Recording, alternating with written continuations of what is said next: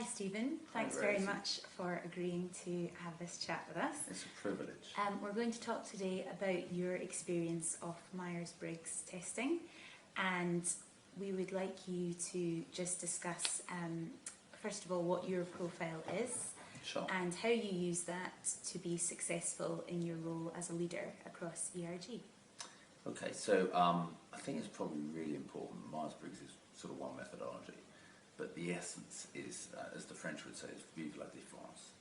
So to build great teams and to have fantastic organisations, you need to have really strong alignment, but also underpinning that is culture, values, behaviour and respect. And you know what Myers-Briggs has taught me, as many other leaders, is that there's lots of difference in personality, types, and our job as a leader is to galvanise the best of all those different behavioural types and actually align that around stakeholder value with a shared vision. And obviously, you know, I think it's quite compelling sitting here, and everybody here is absolutely fanatical about public service delivery. So that's probably the DNA that binds us all together. But within that context, it's really important to understand different personality types. So let me just tell you, 20 years ago, probably 25 years ago, I went away on a leadership development course, chomping around the hills of Wales. And I learned a painfully exacting lesson. So the task this day was going across a chasm in the pouring rain, and we had very little kind of materials apart from the rope.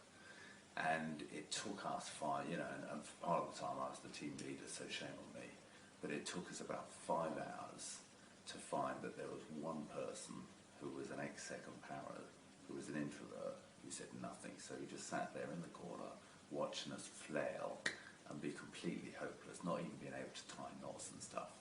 And literally from having struggled in the rain for 5 hours, getting nowhere apart from hugely frustrated, by someone just saying, you know, let's just pause, reflect, bring other people in. Has anybody done this before? This guy puts his hand up, and in half an hour, we crossed the chasm. So it just taught me a painful lesson, but it just taught me, you know, it's so easy to be kind of out there as an extrovert, but you've got to kind of pause, reflect, and just say we've got to bring everybody with us. And that demands that we respect each other's personality types and are very sensitive to each other's personality types. Great. So do you want to tell us a little bit about your type? Has it been the same across your time as a leader, or has it changed depending on the different roles that you've been in? Yeah, that's a really interesting question. So